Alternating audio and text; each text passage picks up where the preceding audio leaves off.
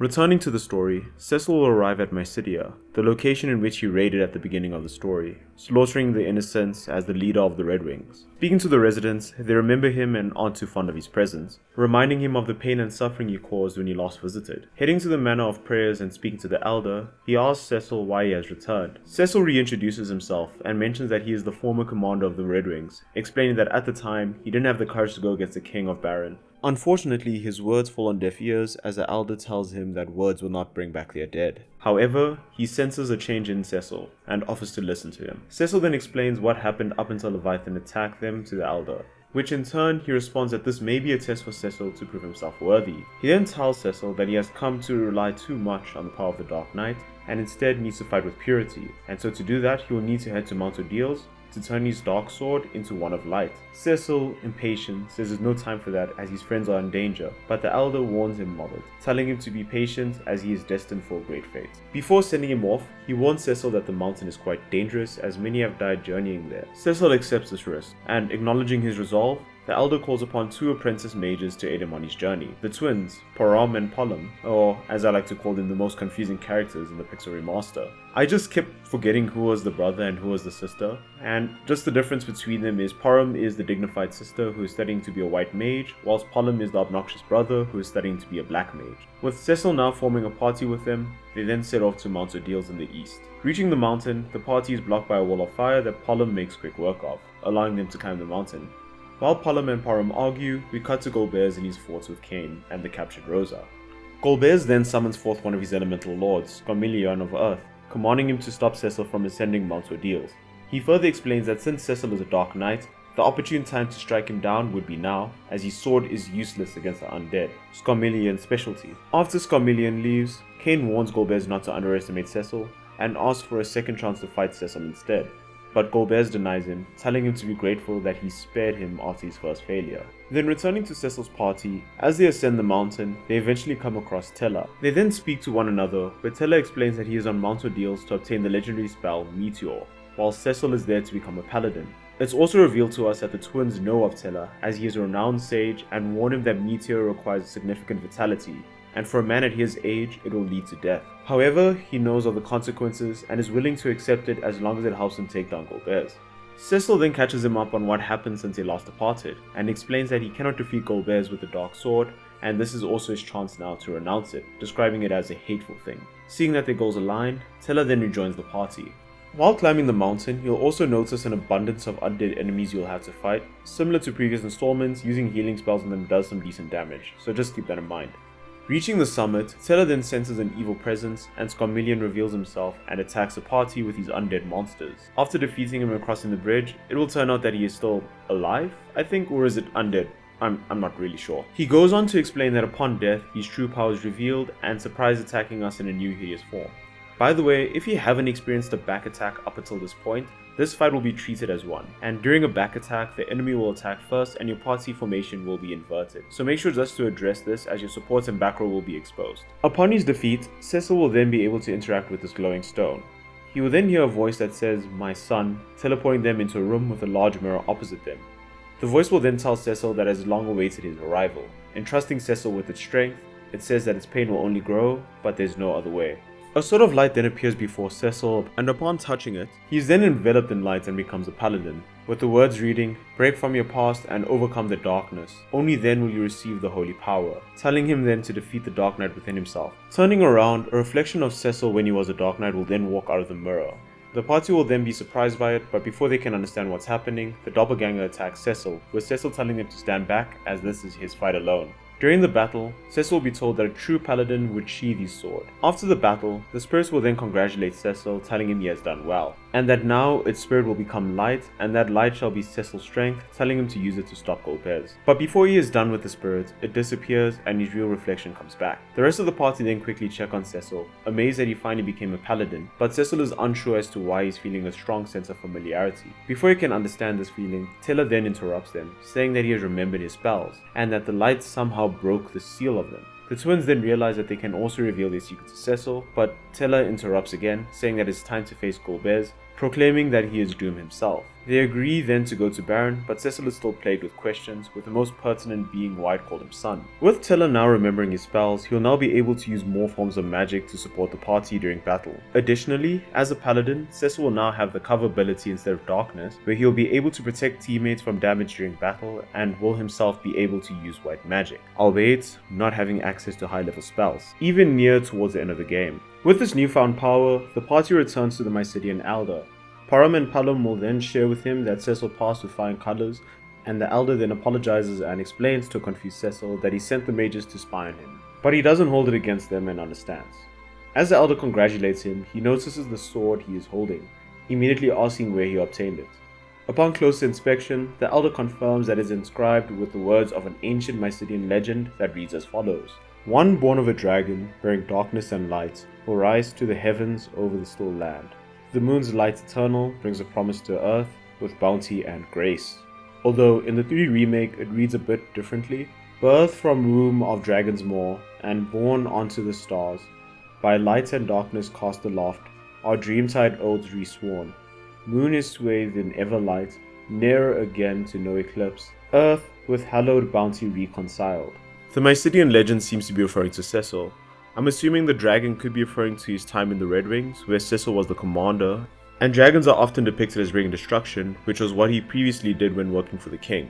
Then the line bearing darkness and light could be referring to his journeys as a dark knight and as a paladin, as both heavily represent dark and light respectively. Then rising to the heavens I am unsure of, but could possibly be him rising towards the light, because before this he was a dark knight and mentally he was dreading his own actions and mistakes. But with the power of the paladin he will redeem himself and save the world. In a sense, ascending.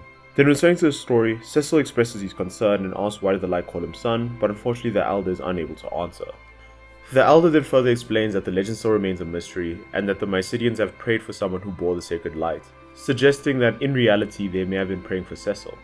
Teller then becomes impatient and interrupts, saying that they must go now and defeat Golbez. The Elder then recognizes him and is surprised that he's there. Finding out that the seal on Meteor has been lifted, he concludes that the world is on the brink of change, and upon learning of Teller's intentions, he repeats the twins' warnings and tells them not to fight for revenge. After accepting that Cecil and Teller may be strong enough to stop Golbez, he grants them access to the Devil's Road. So just a quick explanation, Devil's Road is a war point between Mysidia and Baron, but due to recent incidents it was closed off. It's not clarified if this is prior to the events of Final Fantasy IV or if it was just because of Baron's attack, but I'm assuming it's the latter. Then returning to the story, before going to Devil's Road, the Elder relieves the twins of their duties and tells them that they can return to their studies. However, they refuse, throwing the Elder's words back at him and saying that they should help him in any way they can. Acknowledging their achievements on Mount Ordeals, he then permits them to travel with Cecil, telling him and Teller to take care of them. Then entering through this door here, the party will then be teleported to the gateway located in the village of Baron. Unsure exactly how to enter the castle, the party can then explore the town and speak to the villagers. Asking around, you'll hear of a strange monk with some soldiers, looking for something. Heading into the inn and going to the second floor, you'll find out that the strange monk they were speaking about was young. Although him with the soldiers remains a mystery, but for now, it's good to see that he survived the encounter with Leviathan. This is short-lived, as upon speaking to him, he won't recognize Cecil, and by him telling him his name, Young calls him the traitor knight of Baron, entering battle with us. All the meanwhile, Cecil is confused as to why Young has turned traitor. Defeating the guards and subsequently Young, he will then wake up confused about what just happened, explaining that he cannot remember anything after the events with Leviathan. Teller surmises that he had a bout of amnesia, leading to Baron taking advantage of him. Inquiring then about Rydia and Edward's whereabouts, Young tragically informs the party that Rydia was swallowed by Leviathan, but Edward's fate remains unknown, which kind of makes sense because he jumped into the ocean and Cecil himself was with Edward last. Regaining his composure after the news, he says that for now, they need to find a room away from prying ears. They find a place to rest in the nearby inn, where Cecil then introduces Young to the rest of the party. After Young apologizes to the party for his behavior while brainwashed, the party then discuss how to get into the castle and find Sid, and subsequently find an airship.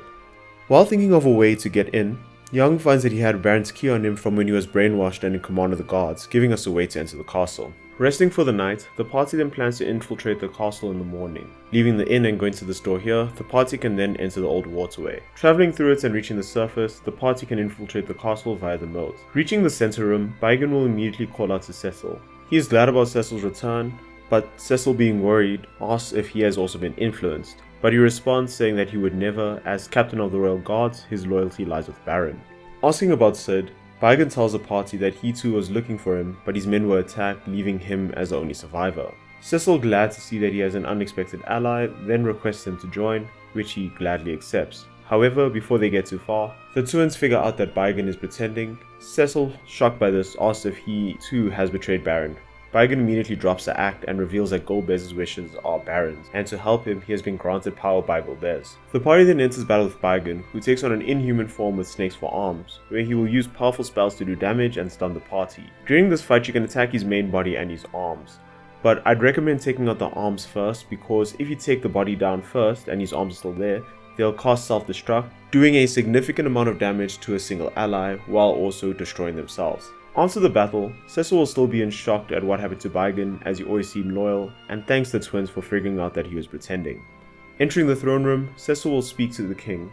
While the king is happy about Cecil's return, he criticizes him for becoming a paladin, stating that a dark knight was of more use to them. The king in front of us then reveals that it's actually Cagnazo, the Lord of Water, and further explains that the old king refused to give up his kingdom, so he was killed, and subsequently replaced with an imposter. Furious about the king's demise, Cecil then enters battle with Cagnazo. During this battle, he will constantly attack the party with Tsunami, a powerful attack that deals damage to the entire party. After defeating him, Sid rushes in, ready to fight the imposter for locking him up. Happy to see him alive, Cecil goes over to him and explains the situation, while he also gets acquainted with the party. After catching Sid up, Cecil then asks about the whereabouts of his new airship, to which he replies that he hid in a spot no one would have thought of and leads the party to it. But before the party can leave the hallway to the throne room, Cagnazo's voice then laughs and speaks to them again, trapping them in the hallway and making the walls close in on them, making their demise almost certain. However, while the party is panicking, Porum and Pollum look at one another and know what has to be done. They thank Cecil and Tella for their company and wish them luck on the rest of their journey. They then cast Break on themselves while holding the walls, turning themselves into stone and preventing the party from being crushed. Cecil looks on in horror at the statues, unsure of what to say. Tella immediately tries to cast Esuna on them to cure them, however, since they turn to stone of their own free will, it's ineffective. Additionally, if you come back later to try and free them by using a golden needle, it won't work. It makes you feel as if no matter what you try, the choice the twins made is final and they knew the consequences. The party, having various responses to the sacrifice, then carries on, with Sid telling them it's time for payback. We then cut back to Golbez and Kane, where they are watching the situation evolve from afar. They are uncertain on how to get the lost crystal, but Kane suggests having Cecil fetch it, with Rosa being used as leverage. Golbez accepts this and also adds the detail of getting rid of Cecil at the time of exchange, effectively killing two birds with one stone. Before Kane leaves, Rosa calls out to him in an attempt to stop him, but Kane just looks back and tells her that she will soon see that he is superior to Cecil. Returning to the party once again, Sid reveals the hidden location of the Enterprise, his latest airship that he was working in secret, and a name that is familiar to us if you have played Final Fantasy III. After admiring Sid's cunning of developing the airship in the castle walls, they then take off into the sky. However, before they can fly off anywhere, a red-wing airship flies next to us, with a white flag raised. The two ships are then connected, and it's revealed that Kane wants to parley with the party. For the uninitiated, a white flag doesn't necessarily mean surrender. It could also mean truce or that the enemy wants to parley. Upon speaking, Kane briefly mocks Cecil, but Cecil ignores it and asks if Rosa is safe. Kane doesn't exactly answer his question and tells him that he'll give her back in exchange for the Earth Crystal. The party are then angered by his cowardice as he leaves. Cecil, unsure what to think of Kane, doesn't dwell on the issue and instead tells Sid to begin flying to Troya. Before going directly to the castle, we can stop and walk around the nearby village to learn a few things about Troya. For starters, the kingdom is ruled by women, as you'll see that a majority of the population you meet here are women, including the soldiers. In addition, you can also find this underground chocobo operation where you can find a variation of the chocobos from Final Fantasy III, the black chocobo. Unlike the yellow ones, after you dismount it, they will remain there, and when you interact with them again, they will automatically fly back to the place you mounted them. They can also fly and land in patches of forest, which will be a bit more important later. You'll also discover that instead of having a single ruler, the kingdom is ruled by 8 sisters, which is statistically insane but interesting nonetheless. If you also explore the castle, you'll hear mentions of a Damsian man claiming he is a prince who drifted there. Heading to the infirmary, the party can confirm their suspicions and find Edward lying at rest, gravely sick from the encounter with Leviathan. The party will then speak to him and he'll be relieved to find Cecil and his party alive. He readies to join, but Tella tells him to stop as he'll only be a burden. Edward then asks Tella again for forgiveness, still blaming himself for Anna's death and feeling he will never be able to atone for it. Seeing that Young is alive, he then asks about Rydia, but Young breaks the bad news to him and explains what happened to her. Sid then tries to cheer him up by thanking him for his help, suggesting he joins him on the Enterprise later. Edward deduces that he must be Sid and realizes they have obtained an airship. Looking around, he then asks where Rosa is, and Cecil explains more of the situation to him. Hearing their plight, he mentions that the Dark Elf already has the crystal, although maybe we were supposed to head to the audience chamber before the infirmary because we wouldn't have known that yet. But upon hearing about the Dark Elf, Edward pauses and hands Cecil a twin harp, and saying that is the only way he can be of help right now. And before going off to sleep, he then asks Cecil to save Rosa. Heading to the audience chamber, the party can speak to the 8 clerics to find out that the Earth Crystal has already been stolen by the Dark Elf. They further explain that he is in a cavern northeast of Troya. Due to his weakness towards metallic weapons, he has also set up a magnetic field that will cause metallic weapons and equipment to hinder the party's movement. And to make it fair, they mention they are willing to lend it to the party as long as they reclaim it for them. To reach the island where the cave is, you will need to make use of the black chocobos that were mentioned earlier. You can't use the airship as there is nowhere for it to land. And to find these chocobos, you will need to head to the nearby chocobo forest, which can be found right here. In this forest, you'll encounter 3 types of chocobos, the white, yellow, and black variety. I already explained the last 2, but the white chocobo isn't one you can ride. Instead, if you interact with it, it recovers your party's MP. Using the black chocobo, the party can then reach the magnetic cavern. Upon entering, a small cutscene will then play, where the party will immediately feel the effects of the magnetic field. And just a bit of a heads up, they weren't kidding. If the party has anything metallic and they are in a battle, they will be stunned for the entire duration, and it will basically be a fight where you just watch your party go down one by one. This restriction mainly impacts Cecil, as nearly all weapons and equipment he has is metallic, meaning that he'll only be able to use the bow and arrows or fists. In addition, when unequipping or replacing armor, make sure to get rid of the rings, as they also count. Reaching the end of the cavern, the party will then come face to face with the Dark Elf, who somehow built a really clean crystal room in this cave. Upon speaking to him, the party will then enter battle. Unfortunately, this is a battle where the party will be steamrolled, as the Dark Elf will spam powerful magic spells on the party. It will then cut to the party lying defeated, Cecil wishing he could only use his sword. We cut to Edward, who wakes up, sensing that Cecil and the party are in danger. He tries to get to his harp, but falls, still weak. The doctor and nurse rush to him, trying to stop him, but he pushes them aside, determined to reach his harp. Upon reaching it, he plays a tune. The tune then resonates with the harp, and the melody from Edward's harp is heard from the twin harp. The party recognizes it to be Edward's. Hearing it, the Dark Elf is in pain as the melody is torture to its ears. Distracted by this, it causes the magnetic field to be lifted and the party is able to stand against once more. The game then gives us a chance to change the loadout of the party, equipping any weapons that we have, and upon speaking to the Dark Elf again, the party then enters a battle with it, where upon dealing enough damage, the Dark Elf will turn into a Dark Dragon. After defeating the dragon, the party thanks Edward and grabs the crystal. Returning to Troya, the party can speak directly to him. He is happy to see that the party has returned alive and they thank him for his help. He explained that he heard the tune when he traveled as a minstrel, which is a fancy word for a medieval singer.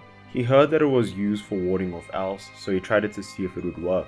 Before being able to continue, he is interrupted by a surge of pain, and out of concern, Tiller rushes to his side. Before Edward could speak, Tiller interrupts him, saying that he finally understands what his late daughter saw in him, saying that Anna was fortunate to have his love. He then tells Edward to rest, as he'll do his best to avenge Anna for both of them. The party then pays their respects before leaving. Returning to the clerics, they will immediately gather around Cecil in celebration, but are interrupted by Kane's voice, where he instructs Cecil and his party to board his ship with the crystal. Upon boarding the Enterprise, Kane's airship will fly in. A meeting between him and Cecil will take place, where Cecil assures him that he has the Earth Crystal and asks where Rosa is. Kane tells him that she's in the Tower of Zot and instructs them to come aboard, where the scene fades to black as the airships fly up together. We cut to the party in a futuristic and scientifically advanced tower, where upon entering, they find that Kane has disappeared. Kane's voice then rings out through the tower, handing over the microphone to Golbez. I'm assuming it's a microphone. They do have this fancy scientifically advanced tower, so it's safe to assume they have an intercom system at least. Anyway, that aside, Golbez congratulates them for making it this far and instructs the party to bring the crystal to him. He hurries them up by also suggesting that Rosa won't be safe for far too long, thus angering Cecil. As the party rushes through the tower to save Rosa, they will be stopped by 3 women called the Magus Sisters, who are servants to Baba Rixia, who is the Lord of Wind. And to reach Rosa, the party will have to enter battle with them. I don't exactly know how they work, all I know is that they cast Reflect on the middle one and spam powerful magical spells on her to reflect it back to the party. Just be sure to take down the middle one first also, or else you'll revive the other sisters. After defeating them, the party is free to progress even further into the tower. where shortly after they'll arrive in a room where Golbez and Kane await them. Golbez welcomes them, but Cecil immediately asks the whereabouts of Rosa. Before answering them, he demands the crystal before telling them where she is. After receiving it, Golbez backs out on the deal, double-crossing them. Teller, losing his patience, pushes Cecil out of the way, ready to enact his revenge on Golbez. He enters the battle with him, casting all of his black magic spells and ending on Meteor as his last resort. Golbez, surprised by Teller's power, is then defeated. Unfortunately, it is like everyone warned him. The spell was too much for his body, and thus he collapses. Shrugging off the power he witnessed, Golbez says it matters not as he has the crystal. He looks over to Kane and also sees that Meteor broke his hold over him. Golbez leaves, but as he does so, Cecil tries to stop him, only to be blasted by his magic. Walking towards Cecil, Golbez gets ready to land the killing blow, but stops. To be honest, I kind of wish Cecil didn't say anything here because it doesn't work in either version and is worse in the 3D remake. Why? Why now stay your hand? Sorry, I just had to point that out because I sometimes think back to this during my day-to-day. Also, a piece of advice for writers, just because your characters can still speak, doesn't mean they have to take every opportunity to say something. But anyway, back to the story. Golbez is unable to act, vowing to settle this next time and leaves. Cecil, confused as to what happened, returns to his party to check up on Teller. They ask if he is okay and he tells them he is fine as it looks like Meteor has weakened Golbez. Returning to Teller, he says that he failed and regrets that he got lost in his own hatred. He tells the party to avenge Anna on his behalf and collapses, passing on. The party briefly grieves over his death, with Cecil vowing to avenge both him and Anna. The party get ready to look for Rosa, but before doing so, they can speak to Kane. Upon waking him up, he immediately apologizes for his actions, feeling a strong sense of remorse. Cecil then comforts him by telling him that he is not to blame as he was not in control. Kane then begins recounting his memories and realizes that they need to hurry to save Rosa as she is in danger. Rushing through the doors, Cecil immediately rushes in and saves her from a very brutal trap, I might add, that would have killed her if they were a second too late. The room grows silent as both look back in shock and then at one another. Rosa then embraces him after a long-awaited reunion, and after a bit, Kane apologizes again, saying that he was under Golbez's control and tried his best to stay near her. Rosa then invites Kane to help them fight, but he is unsure if he is worthy of joining them again. Sid interrupts, telling them that they still need to escape and there's no time for whatever is going on.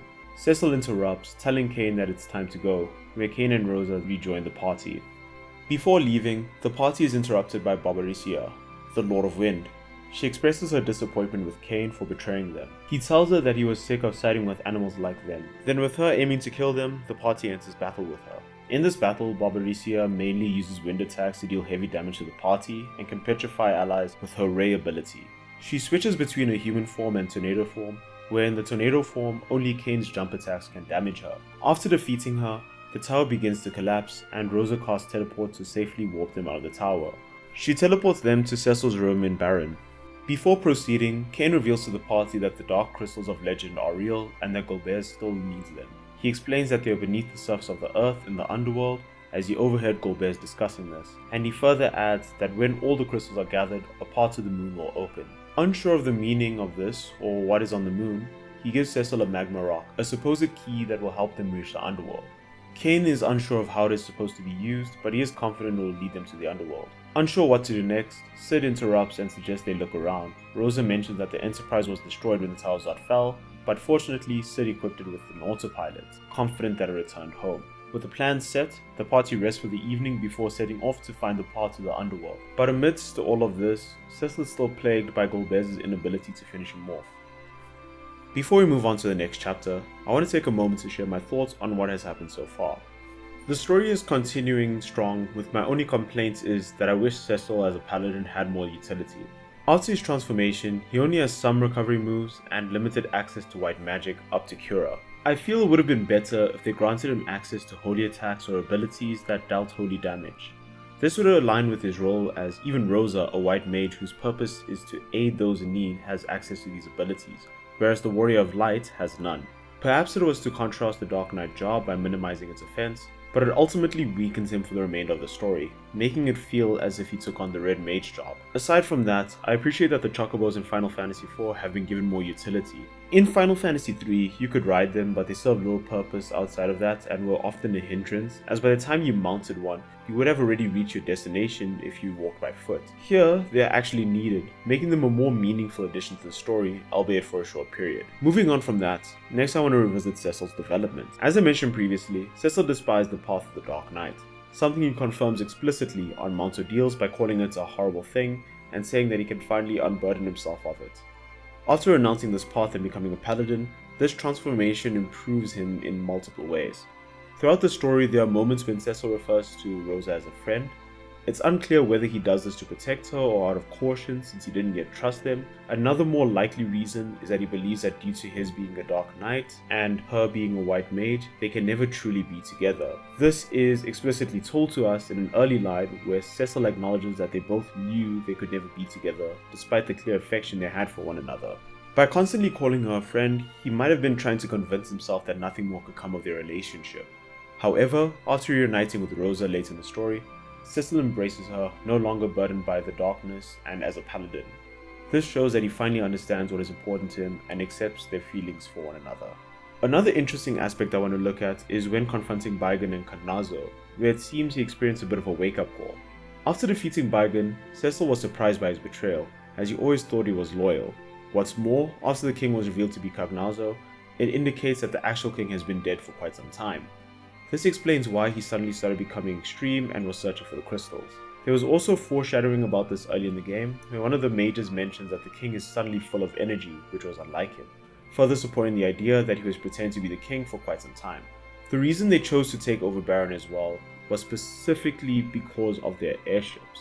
In the opening cutscenes of the game, it was mentioned that the advent of these gave rise to Baron's military might, hence why throughout the story we see that none of the other kingdoms can hold back against their airships. The reason I said this was also a wake-up call for Cecil is that it may have highlighted the pitfall of following one's leader blindly and unquestioningly. Baigan is an example of what could happen, because when Cecil stated that he always saw Baigan as loyal, it was possible that he was correct. However, Baigan was so loyal to the king that he did his best to warn him of any possible issues. For example, he warned the king in private before allowing Cecil to enter. This may have made it easier for Gobez to possibly brainwash him, as he probably never questioned the king's actions, and anyone who opposed him was already considered a traitor in his eyes.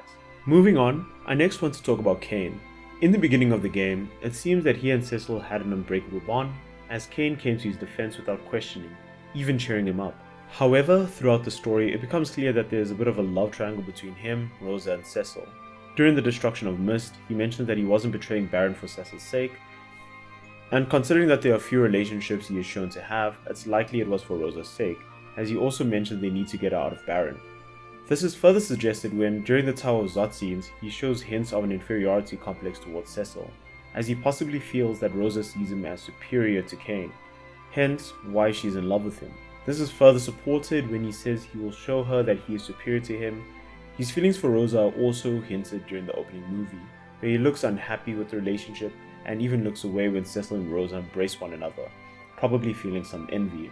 After returning to his senses, he does show some signs of remorse as he initially refuses to rejoin the party, feeling as if he caused too many issues. But after Cecil and Rosa convince him, he seems to regain his motivation, trying to channel that regret into stopping Golbez. Although one thing still confuses me, when he was evil, it was hinted that he was still in love with Rosa and was trying to protect her. But why would he allow it to be in a trap that nearly killed her? When he returned to his senses, he mentioned that he did his best to remain close to her at any cost, but he still placed her in a trap that nearly cut her in two. A possibility could be that he got fed up with her after numerous attempts and gave up, but I feel that is unlikely because he mentioned he wanted to show that he was superior, but there was no point in proving that. I think maybe it was an oversight in the story, as I can't find a way to justify all of his actions. So moving on from Kain, I now want to discuss the other characters. Unfortunately, there's not much to say about Young and Rosa, as for this part of the journey they take a back seat. I also wanted to express how much I enjoyed Palom and Parum's interactions throughout. Although it was short, I feel the interaction characterization added a bit of charm to the story, making it more memorable. And without them, I feel the story may have become too dark, as I feel they were intentionally added after the events of Leviathan, as fans may have grown attached to the party and could be in a bit of a low mood after they all supposedly die. So this may have been the game's way of cheering up the player. Then finally, the last two characters that shown growth during this section were Edward and Teller. When the two first interacted with one another, Teller refused to acknowledge his and Anna's union, which led to Anna running away and her subsequent death. At first, he seemed to blame Edward for her death, but after Anna's final words, Teller seems to have eased up on Edward. However, his tone may suggest that at this point in the game, some part of him still blamed Edward for misleading his daughter and in a way held him responsible for her death. The only reason he may not have been so hostile towards him after her death is that before she passed, she revealed that she gave up her own life to save his, and for Teller to attack Edward would be in a sense dishonoring her death. But after the events with the Dark Elf, and Edward saving them by dispelling the magnetic field, he seems to have come around, witnessing Edward's newfound bravery as he played the harp while still critically wounded. After retrieving the crystal, he even rushes to Edward's side, telling him to rest, as he will no longer avenge Anna solely for himself, but for the both of them. Unfortunately, near the end, Teller loses too much vitality through the meteor spell, and in his final moments, he expresses regret, letting his quest for revenge get the better of him, realizing that the only person who lost was him. And in Teller's death, there is an important lesson for Cecil, that getting lost in revenge against Golbez will only cause more suffering and he shouldn't let it consume him as it did Teller.